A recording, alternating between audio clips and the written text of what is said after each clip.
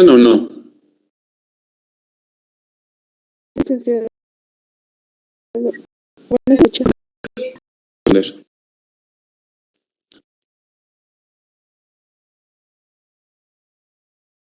Bueno, creo que nos quedamos en el tercer factor, ¿no?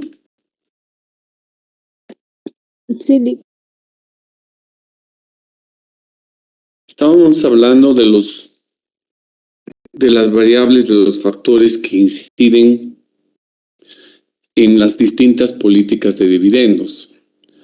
Habíamos hablado de la manera en que crecen las utilidades en la empresa, de restricciones en contratos que tengamos con entidades financieras donde se prohíbe pagar dividendos por un periodo.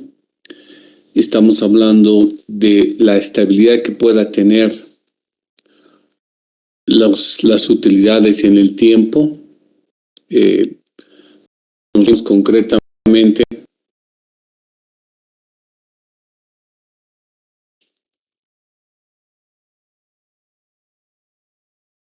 el primer factor tiene que ver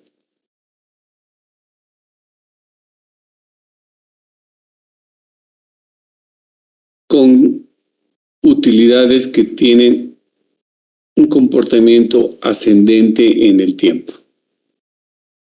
O sea, la manera en que crecen las utilidades en el tiempo. El tercer factor tiene que ver con utilidades que tengan este comportamiento, ¿no?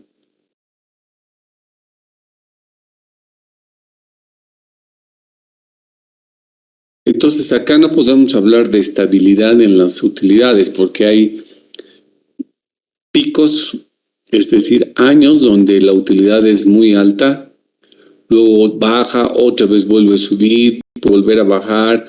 Entonces acá no tenemos una estabilidad que nos digan cuál es la tendencia de las utilidades, sino que hay muchos altibajos.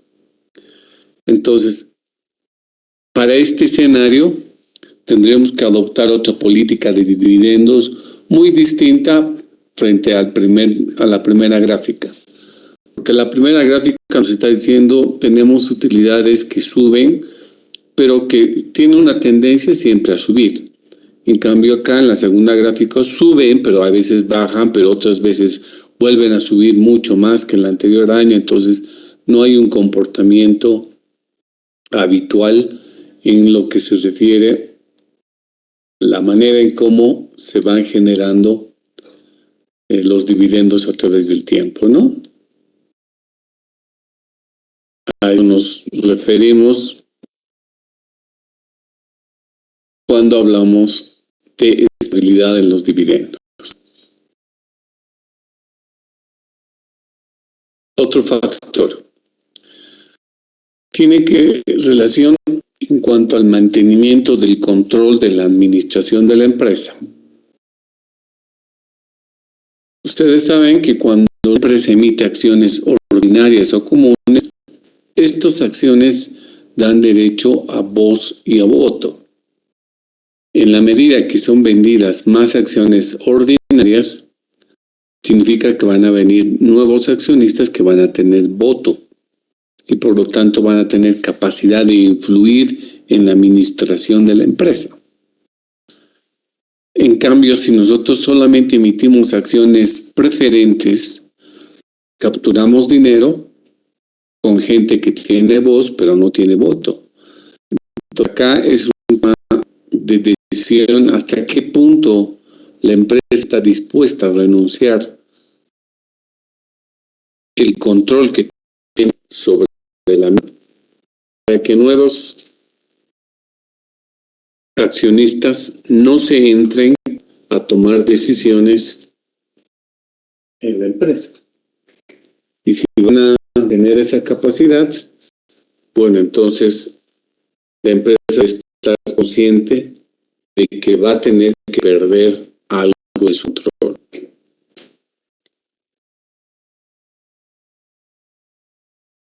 Cinco, una variable que tiene que ver en el tipo de política de dividendos que se aplique es en relación al grado de apalancamiento financiero que pueda tener, que se orienta básicamente a decir, si la empresa invierte más plata propia, significa que menos plata se va a prestar, porque sabe que si se presta dinero va a tener que pagar intereses y esos intereses van a afectar al grado de la utilidad, va a bajar la utilidad. A mayor préstamo hay que pagar capital e intereses que afecta al flujo de la empresa. Pero por el otro lado, también tenemos que estar conscientes que en todo lo que se llama la teoría de costo de capital, ahí vemos de que la plata ajena es más barata que la plata propia.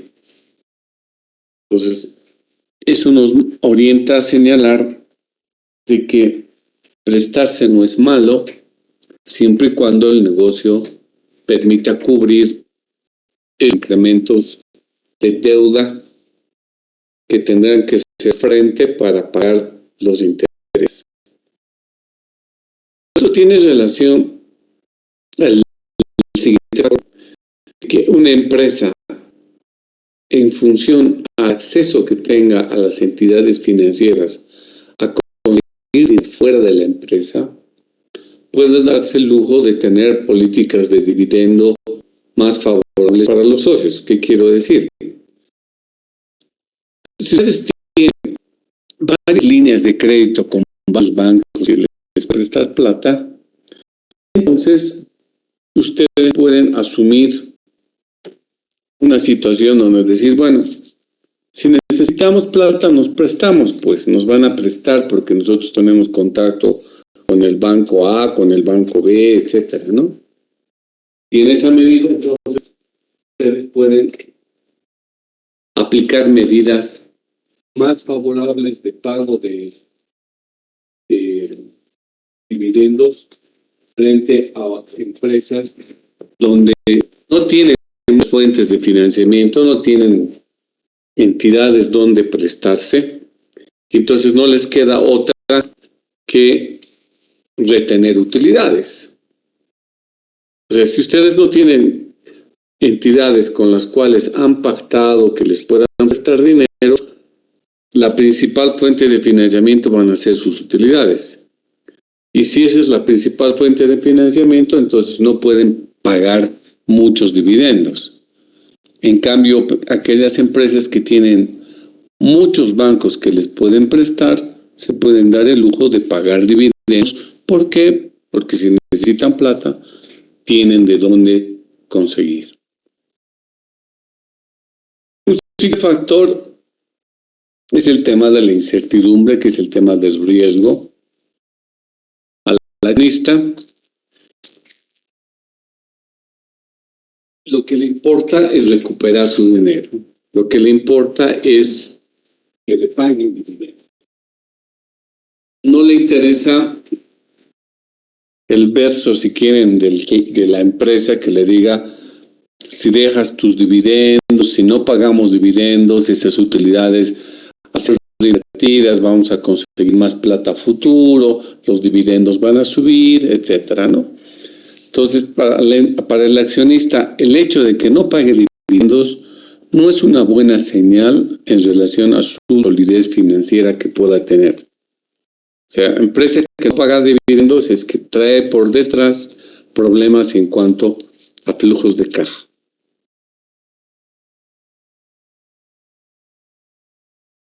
Otro factor que incide es que la empresa pueda visualizar que tiene buenas oportunidades de hacer inversiones. Entonces, en la medida que la empresa verifica que existen buenas oportunidades de aprovechar oportunidades de inversión, de ampliar mercados, y porque es oportuno, etcétera, porque hay productos que sí nos posibilitarían rápidamente incrementar nuestras utilidades, pues también será otro factor que harán que paguemos o no paguemos dividendos. Si no tenemos dónde invertir, si vemos que las cosas están cerradas, pues obviamente será mejor pagar dividendos que no pagarlos, ¿no? ¿Por qué? Porque no tenemos dónde. ¿Qué hacemos con el dinero si no tenemos dónde invertir? Pero si al contrario tenemos muchas alternativas donde invertir, pues necesitamos que los dividendos no se paguen y las utilidades se reinviertan.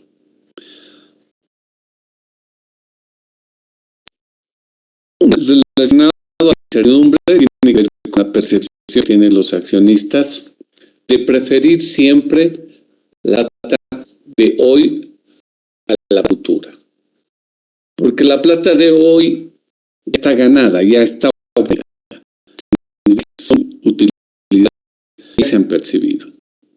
Frente a situaciones financieras, frente a proyecciones financieras que la empresa pueda hacer para los siguientes años, pero que obviamente tienen un marco de incertidumbre, un marco de riesgo. La preferencia siempre del accionista será preferible la plata de hoy, que nos puedan pagar hoy, que la plata que pueda venir a futuro. Ok.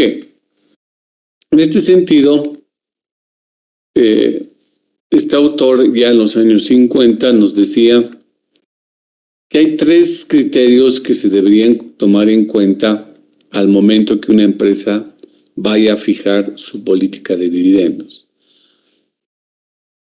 Primero, que la política de dividendos se la efectúa, se plantea para el largo plazo, no solo para estar estableciendo cada año una nueva política. Debe ser entre mediano y largo plazo porque posibilita a la empresa tener estabilidad, de saber las reglas de juego, de cómo se van a manejar la planificación financiera, cómo se van a manejar los dividendos en la empresa. Primer tema. Segundo criterio, dice que los dividendos deberían ser fijados desde una perspectiva dinámica y no tanto estática. ¿Qué quiere decir esto? El autor dice que conscientes de los múltiples factores que afectan a los dividendos, es mejor fijar políticas con criterios que se adapten a las condiciones que puedan generarse en materia de las utilidades. A ver, es decir, la empresa se va a presentar año tras año frente a distintos contextos que pueden ser favorables o desfavorables. Todo puede pasar. Y como todo puede pasar, así como puede haber factores positivos que hagan subir la utilidad, también se pueden presentar factores negativos que hagan bajar la utilidad.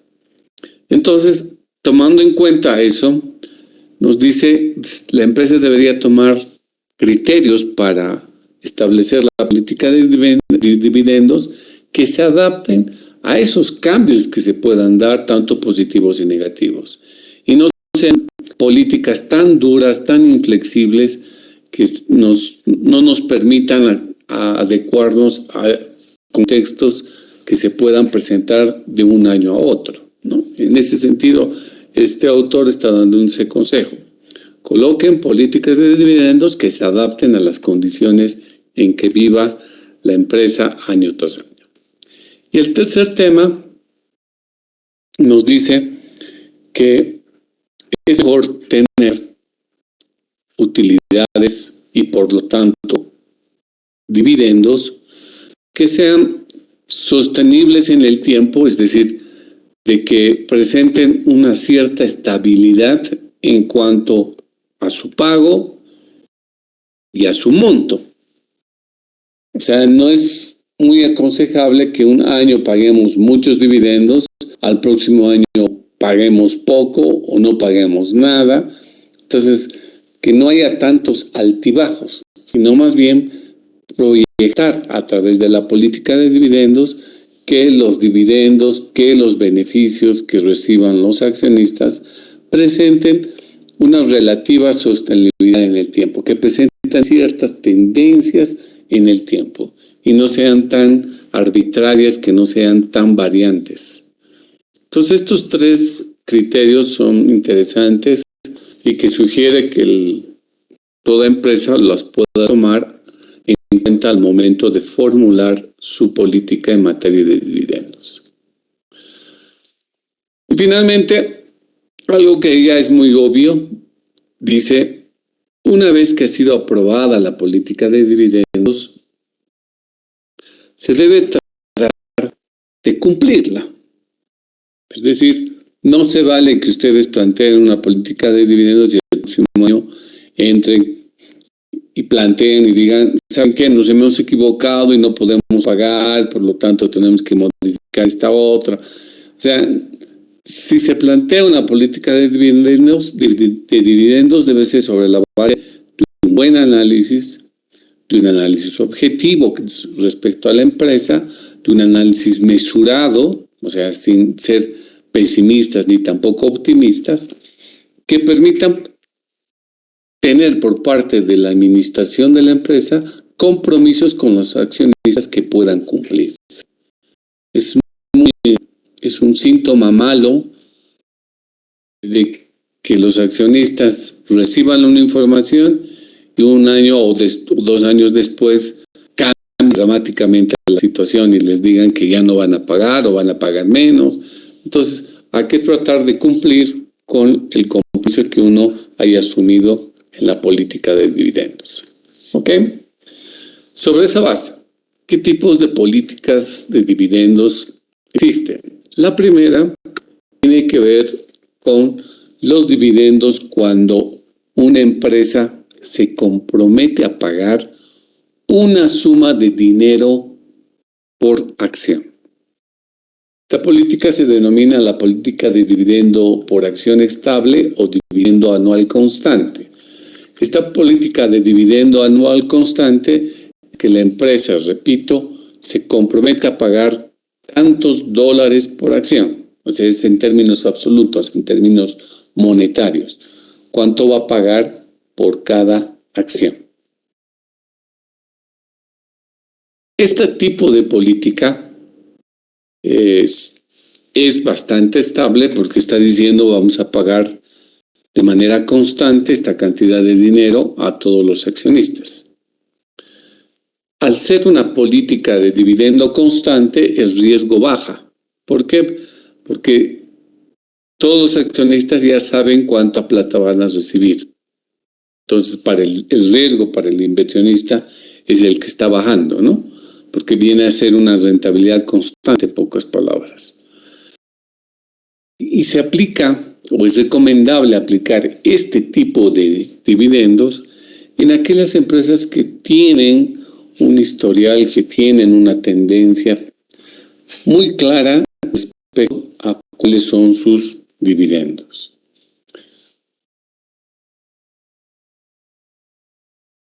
Volviendo a la pizarra. Si nosotros tenemos una empresa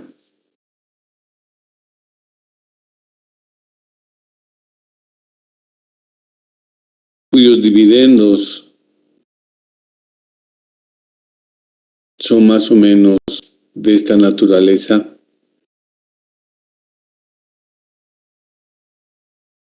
entonces uno debe ver de que los dividendos normalmente nunca han bajado de una X suma de dinero a lo largo del tiempo. Entonces, yo me puedo, en este sentido, comprometer a pagar unos dividendos constantes, pesos por acción, que multiplicado por el número de acciones determinará cuánta plata necesitan por año. ¿Y por qué me comprometo a pagar estos dividendos por acción, que sería la línea de color morada? ¿Por qué? Porque yo ya sé que mi comportamiento y mis utilidades están por encima. Entonces, fácilmente yo puedo asegurar pagar esta cantidad que representa la línea morada año tras año. Lo peor que yo podría hacer es proponer una suma de dinero que esté por encima de las utilidades que nosotros logramos. O sea, sería el colmo que una empresa fije un pago de dividendos en el color de la línea amarilla, donde necesitamos mucho más dinero que las utilidades que son generadas año tras año. Esto ya sería una irresponsabilidad. Entonces, el cancelar un dividendo fijo se lo aplica en empresas que tienen una relativa estabilidad en cuanto a sus utilidades. Ahora, ¿qué pasaría si esas utilidades tienen este comportamiento de color azul? Entonces, si las utilidades cambian tanto, la primera política que estamos viendo, que es una política constante, no sirve. ¿Por qué? ¿Por qué no sirve? Porque nos comprometemos a pagar sumas de dinero que en el primer año, al estar por encima, no habrá problema, pero en el segundo año nuestros dividendos están por debajo de la línea morada. El siguiente año tampoco tengo problema porque van a estar por encima. El siguiente año, el cuarto, estamos por debajo. Entonces, cuando tenemos este tipo de comportamientos en nuestras utilidades, esta primera política que estamos hablando no sirve. No sirve porque no es estable, no tiene un comportamiento habitual. Hay que pensar en otro tipo de política.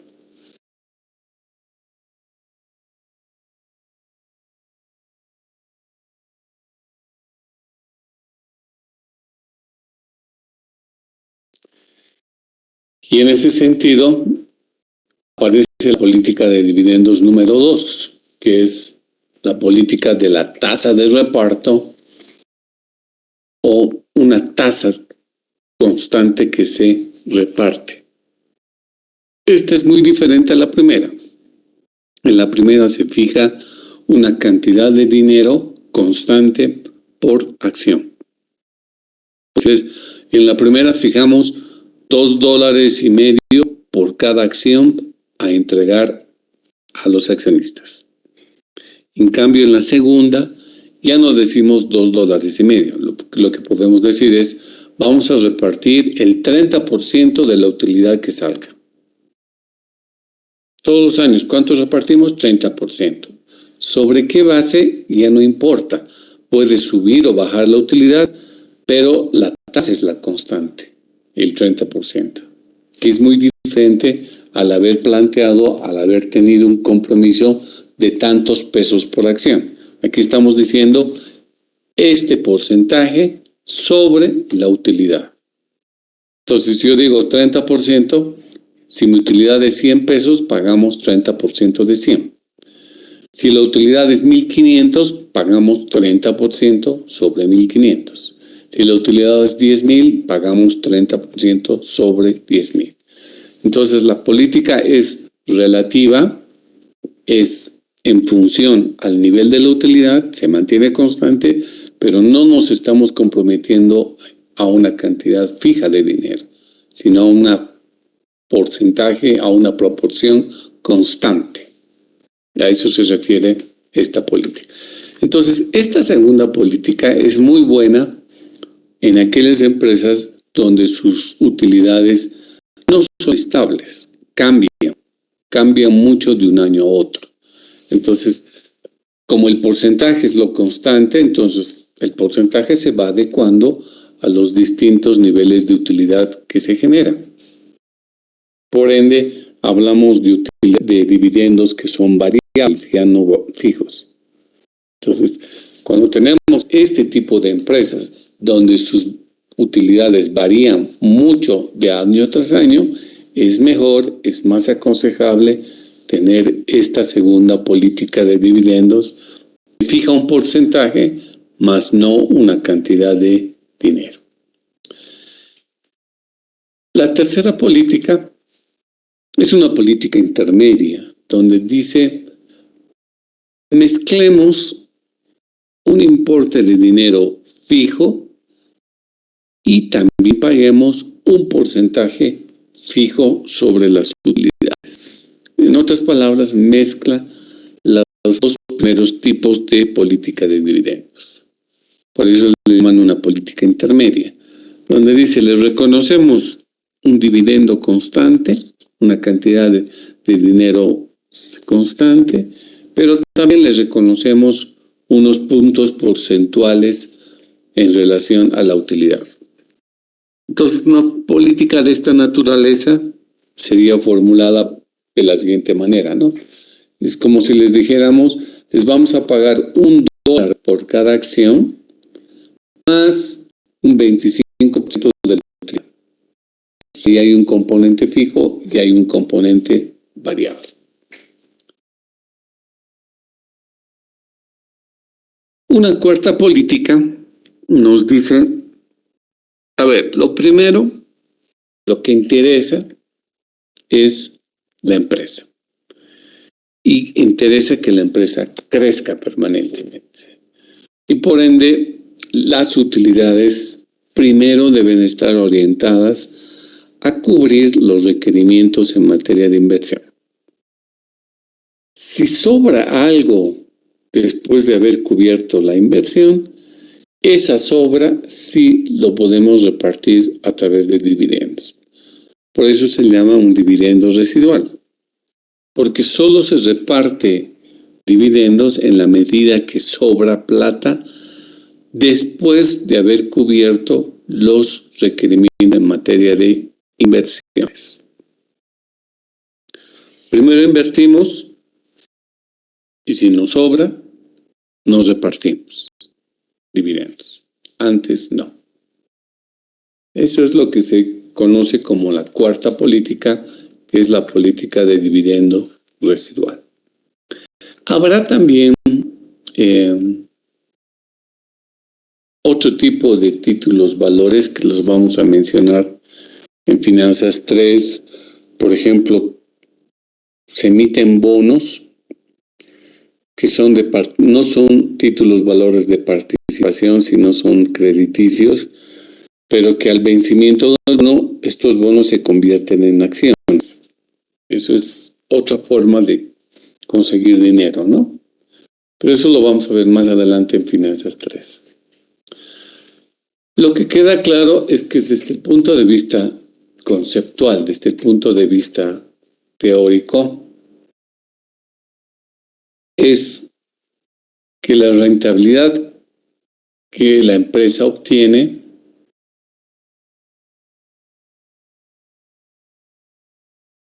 debería ser una rentabilidad más alta que la rentabilidad pues, que la empresa pueda obtener, en otras palabras. A ver, ¿qué quiero decir con esto? Si una empresa ha obtenido utilidades, esa plata debería quedarse dentro de la empresa si la rentabilidad que le vamos a hallar, si la rentabilidad que vamos a encontrar reinvirtiendo dentro de la empresa es más alta que la rentabilidad que podríamos alcanzar en el mercado. Por ejemplo, si mi utilidad de mi empresa son 10,000 bolivianos o $10,000, ¿no?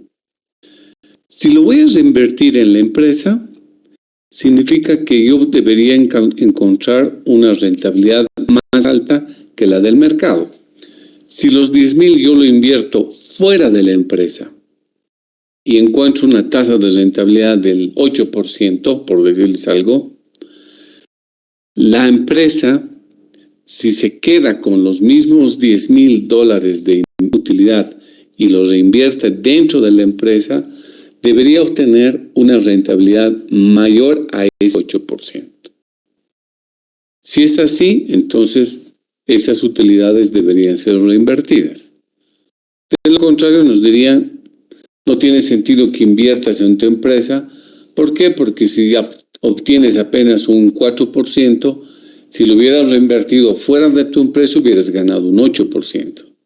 Entonces, en ese caso, la postura teórica nos aconseja de que si la rentabilidad que uno puede lograr conseguir dentro de la empresa es más alta que la que encontramos fuera de la empresa, hay que reinvertir. Y si no, hay que pagar dividendos y que inviertan los socios en otra cosa. Desde el punto de vista práctico, los inversionistas, los accionistas, ¿qué les interesa? Recibir sus dividendos. Cuando no reciben dividendos, están inquietos, les genera incertidumbre en cuanto a la estabilidad que tiene la empresa, y eso obviamente también repercute en los mercados de valores, porque los accionistas fijan qué empresas pagan dividendos y cuáles no, y las que no pagan no son vistas de buena manera. ¿Por qué? Porque dice, si no está pagando es por algo.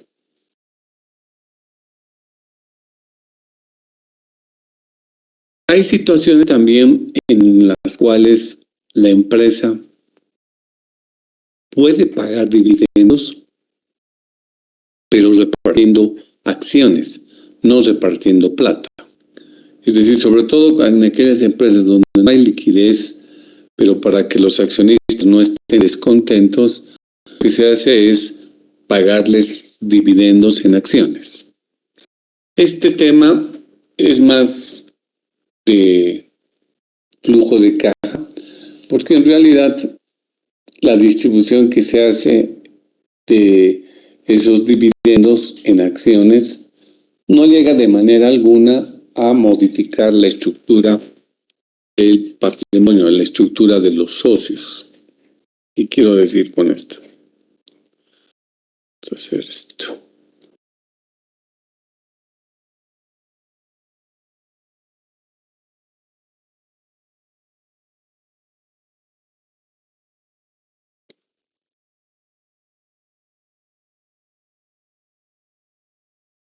Entonces, supongamos que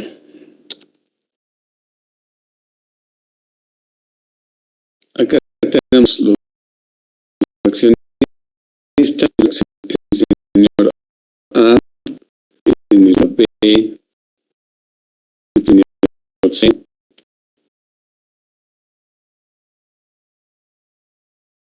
Este es el señor D. Supongamos que tenemos 4 accionistas en la empresa. Este ha comprado 2.000 millones, este se ha comprado 800 acciones, este tiene 1.200 y este tiene 2.340 acciones. Significa que la empresa tiene un total de 6.340 acciones en circulación.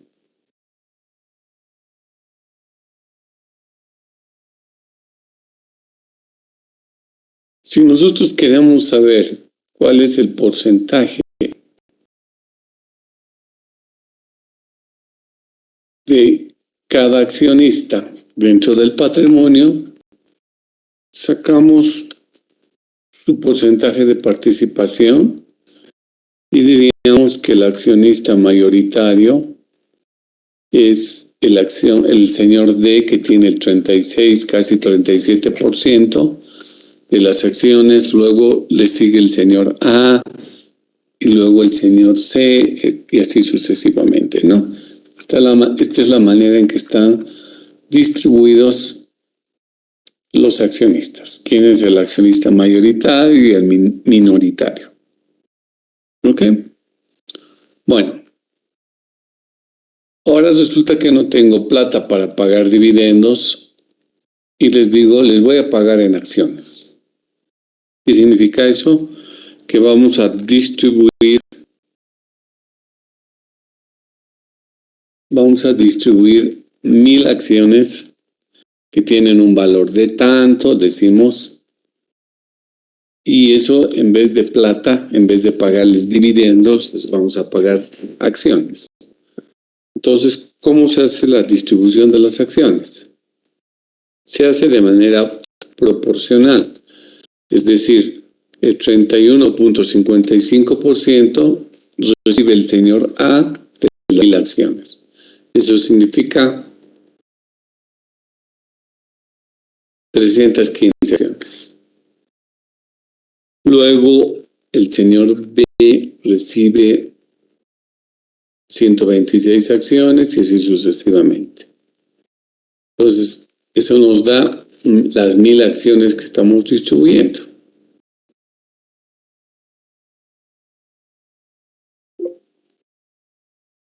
Entonces, el número nuevo de acciones que tendrá cada uno. ¿Cuántas acciones tendrá A? Ahora tendrá 2000 más 315. Y así sucesivamente. Y las acciones en circulación ahora serán de 7340.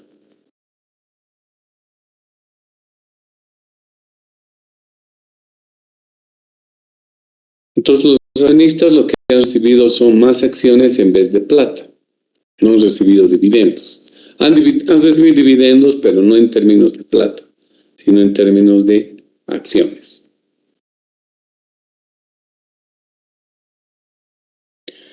Y lo que decíamos en realidad con este tipo de medidas es un tema de flujo de caja porque no hemos tocado caja y bancos.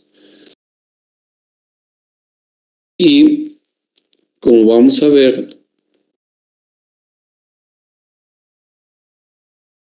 los porcentajes de participación no se cambian, porque el señor A sigue teniendo el 31% del total de las acciones, B sigue teniendo 12% del total de las acciones, y así sucesivamente conforme ustedes están viendo. La composición accionaria no se ha modificado. ¿Se ha modificado el número de acciones? Sí, pero la composición accionaria no. Entonces, esta es otra opción que una empresa tendría en el caso de que no cuente con recursos monetarios, y para que no estén descontentos los socios, lo que hace es pagar dividendos a través de la distribución de acciones. ¿Ok?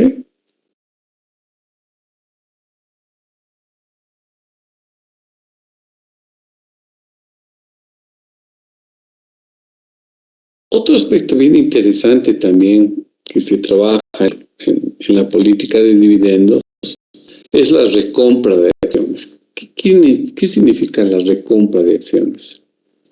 Significa que una empresa puede llegar a comprar de sus propios socios que así lo quieran sus acciones, o lo puede comprar en el mercado.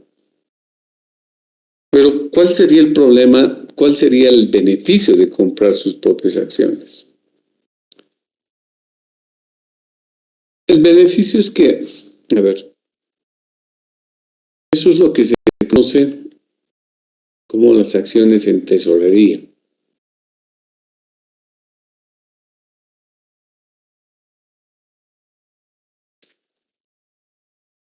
Vamos a suponer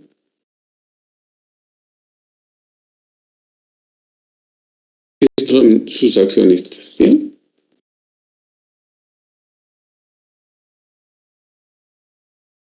Estos son sus accionistas. Por lo tanto, el número de acciones que están en circulación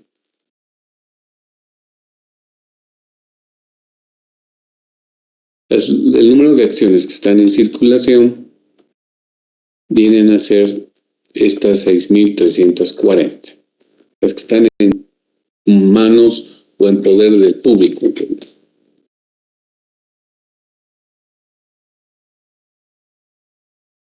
Si yo tengo una utilidad, supongamos de 230,000 pesos, hemos logrado una utilidad de 230,000 pesos y hemos decidido pagar dividendos por el 60%, significa que vamos a pagar dividendos por 138,000. 60% de 230,000. ¿Cuánto le tocaría de dividendos a cada uno? Le tocaría el 31% de 130,000 al señor A.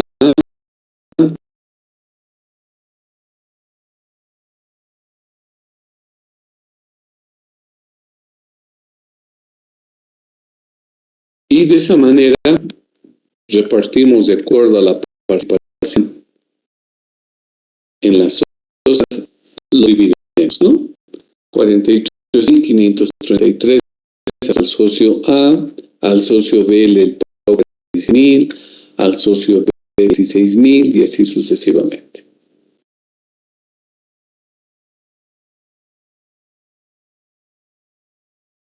Bueno, pero ahora vamos a asumir de que el señor C quiere vender sus acciones.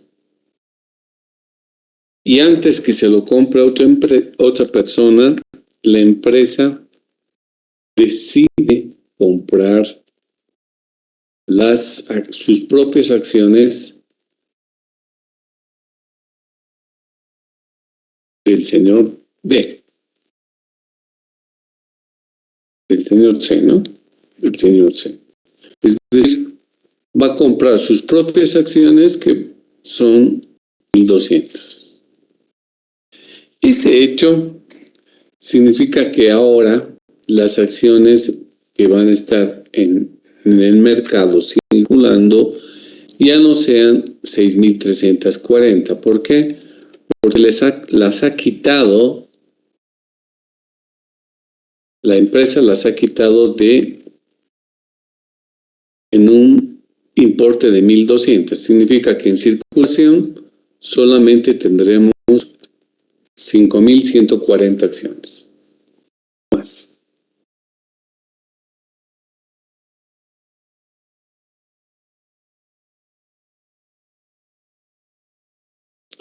Entonces, el nuevo número de acciones en circulación son 5,140. Y vamos a decir que el número de acciones que están en tesorería, porque ahí las guardan la empresa, son 1,200. Con los cuales tenemos las 6,340, ¿no? Solo que en circulación están 5,140 y en tesorería están 1,200. ¿Qué gana la empresa hacer esto? Obviamente esto lo están haciendo con la decisión, con el consentimiento de los socios. Si esto hace la empresa ha declarado pagar dividendos por 60%. Significa que está repartiendo 138,000. Si la empresa ha comprado sus propias acciones, los dividendos que va a repartir se hacen de la siguiente manera. Ya no existiría el socio C, porque ya la empresa se las ha comprado. Entonces, el socio A sigue teniendo 2,000 acciones, el socio B tiene 800 acciones, el socio D tiene 2,300 acciones. Las acciones que están en circulación ya sabemos que son 5,140. Ahí está. La composición ahora cambia. Ahora cambia, ¿por qué? Porque el socio A tiene 2,000 sobre 140, ahora ya tiene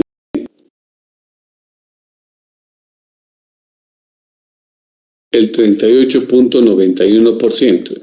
Ya no 31%, sino ha subido ¿Por qué? Porque las acciones han sido retiradas del mercado y entonces la composición accionaria con los 3 socios que quedan es esta.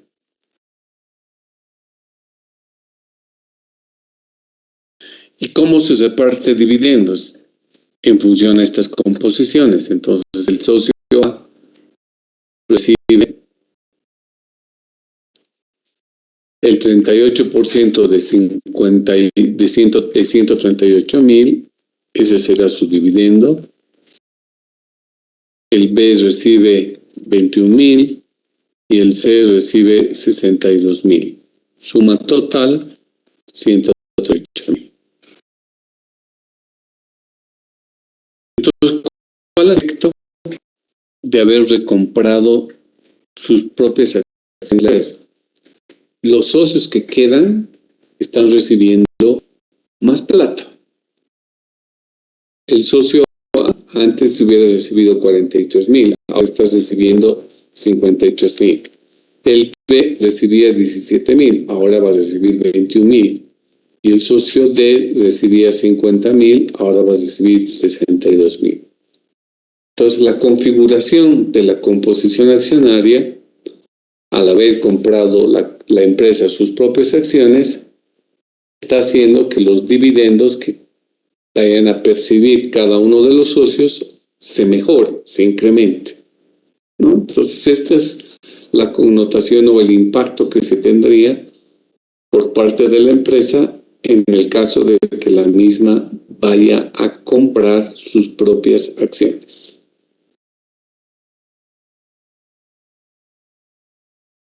Ok.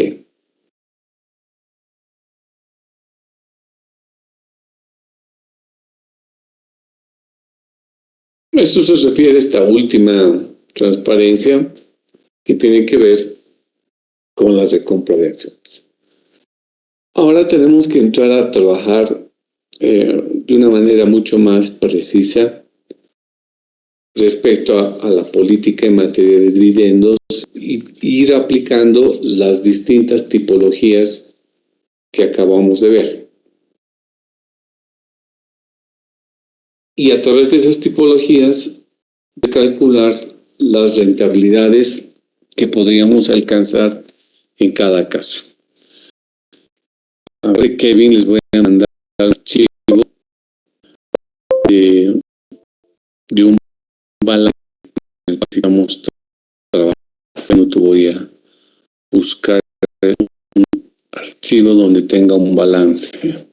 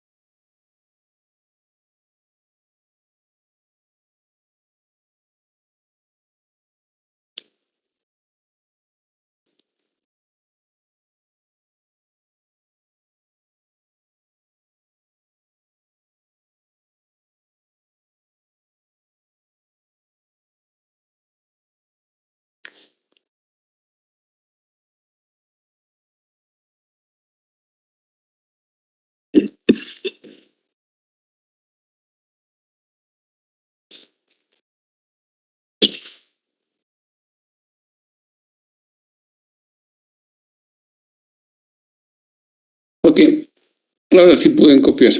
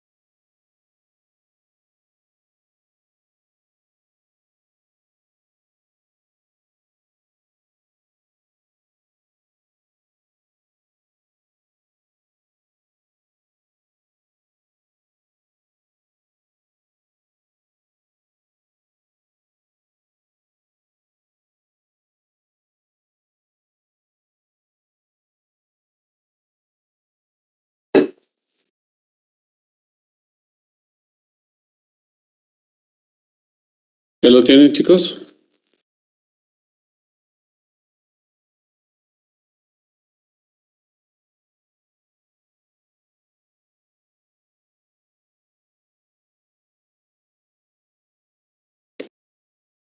Más, licenciado, por favor.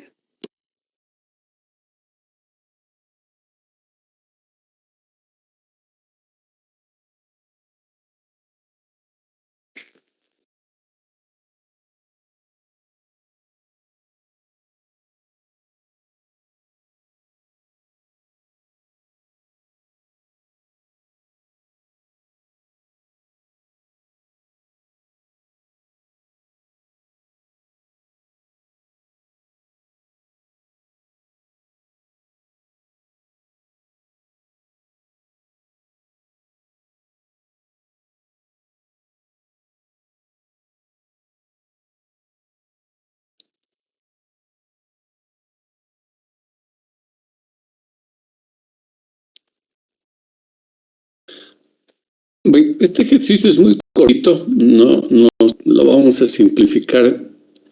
A ver, ¿qué es lo importante?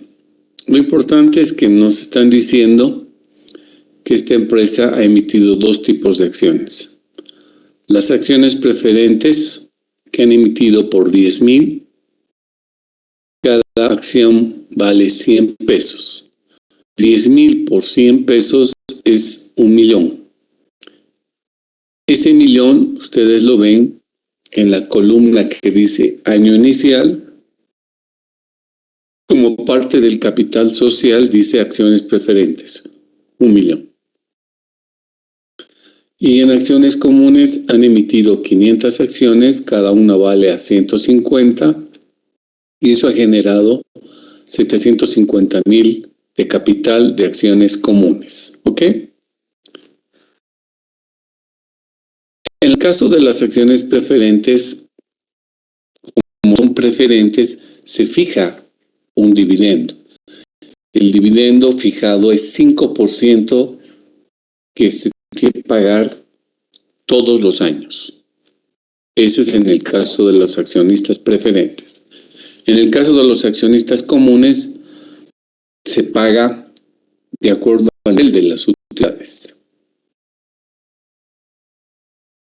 Por lo demás, en el año inicial, esta empresa tenía unos activos de 5,408,500, donde 400,000 lo tiene en caja y bancos y 5,000, 8,500 los tiene en otro tipo de activos. No interesa en qué, si son facturas por cobrar, inventarios, activos fijos, no interesa.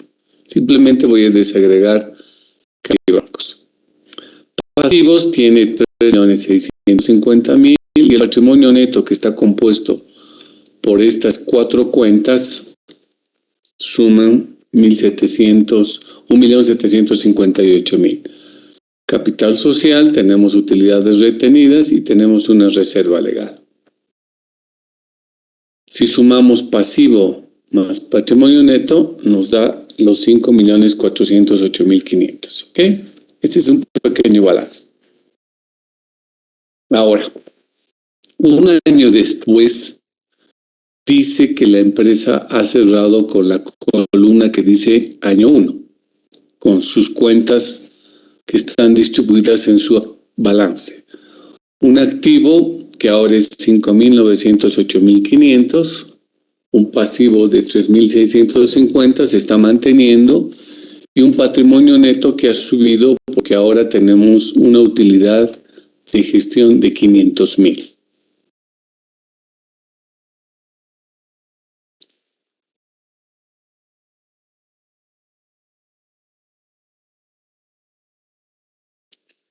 Bien, ¿alguna pregunta sobre los datos proporcionados?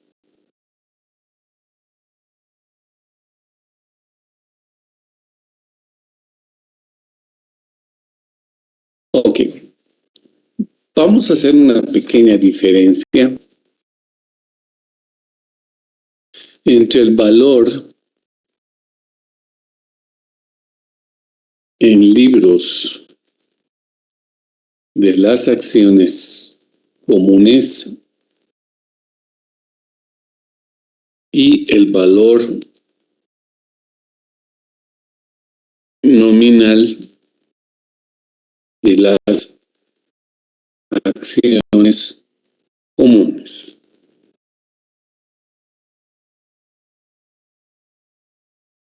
Si yo les doy el valor nominal de las acciones comunes, significa que su precio es su primer precio.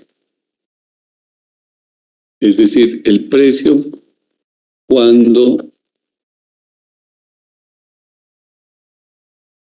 fueron emitidas las acciones.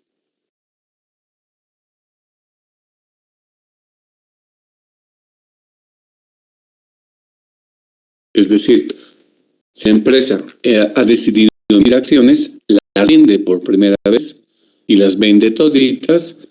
¿A cuánto las vende? A su valor nominal. ¿Quién coloca el valor nominal? La empresa, porque es la que está emitiendo las acciones. Después esas acciones que puedan ser vendidas por segunda vez, por tercera vez, por cuarta vez, ¿quién va a fijar el precio de esas acciones? Si es el mercado. Ya no lo fija la empresa, es el mercado. ¿Y a qué nos referimos cuando hablamos del valor en libros? Estos libros significa a libros contables, por si acaso. No es a cualquier libro. Es a libros contables.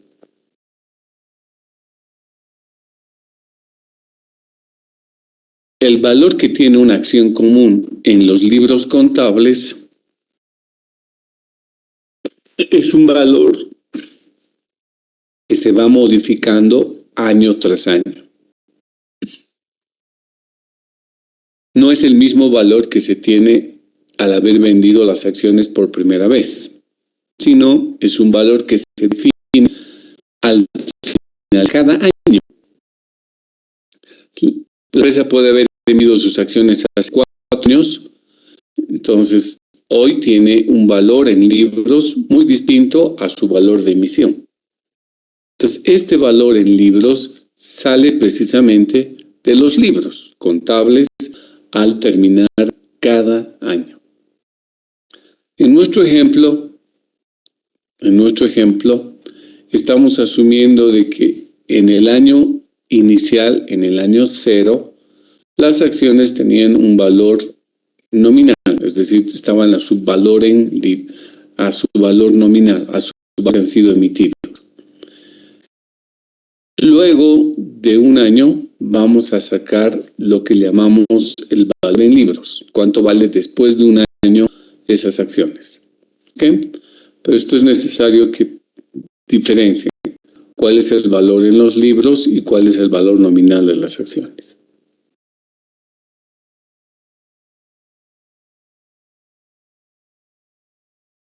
Ok. Acá vamos a aplicar distintas políticas de dividendos, desde la más extremista, de no pagar nada de dividendo, al otro extremo de pagar todo por concepto de dividendo. Entonces acá, al terminar el año 1, la empresa ha reportado una utilidad neta de gestión ¿de cuánto? De 500,000. Eso obviamente ha salido del estado de resultados. Y ese saldo del estado de resultados se lo lleva al balance general, a la parte del patrimonio neto. Eso ya lo saben bien. Entonces, al terminar el año 1, la empresa ha generado una utilidad de 500,000. Ahora, otro tema que es importante que sepamos es lo que se llama la reserva legal. En nuestro país nos dice que una empresa, siempre que tenga utilidad, debe guardar el 5% dentro de la empresa. Debe quedarse obligadamente el 5% dentro de la empresa. Es decir, debe ser revertido. Esa tasa está dada por la norma. No puede ser menos. Lo mínimo es 5%. Si quieren dejar más, no importa, pero el tema es que sí o sí están obligados a dejar en esta cuenta el 5%. ¿Hasta dónde? Hasta llegar al 50% del capital de la empresa. Ese es el tope. Entonces, esta reserva legal no se discute, se aplica. Y se aplica siempre y cuando haya utilidad. Si la empresa ha reportado una pérdida, no hay reserva legal ese año. Pero si ha habido utilidad, sí tiene que haber una reserva legal. ¿Qué quiere decir eso? Que de los 500,000 que hemos obtenido utilidad, el 5% debe irse a reserva legal. El 95% que resta, ya podemos tomar la decisión que hacemos. Pero lo que no podemos discutir es sobre ese 5%. ¿Por qué? Porque está establecido en la norma. ¿Estamos? Entonces, nosotros hemos empezado el año con una reserva de 3,500. ¿No? En el año 0 está la reserva de 3,500. Y teníamos utilidades de años pasados que no hemos distribuido por 5,000. Termina el año, Ahora estamos sacando la utilidad de este año y obviamente el saldo de la utilidad retenida sigue siendo 5,000 y la reserva legal sigue siendo 3,500. ¿Por qué no han subido? Porque todavía no he aplicado la política de dividendos. Y eso es lo que vamos a aplicar en el ejercicio. Es decir, no hemos repartido los 500,000. Sigue un título, sigue una sola suma englobada en lo que nosotros estamos llamando utilidad de la gesta. ¿Ok? Bueno, lo vamos a dejar acá porque este es un ejercicio que tenemos que pasarlo paso a paso a explicarlo y con distintos componentes. No tiene sentido que lo dejemos a mitad. El día miércoles a primera hora lo continuamos desarrollando, ¿sí? Nos vemos.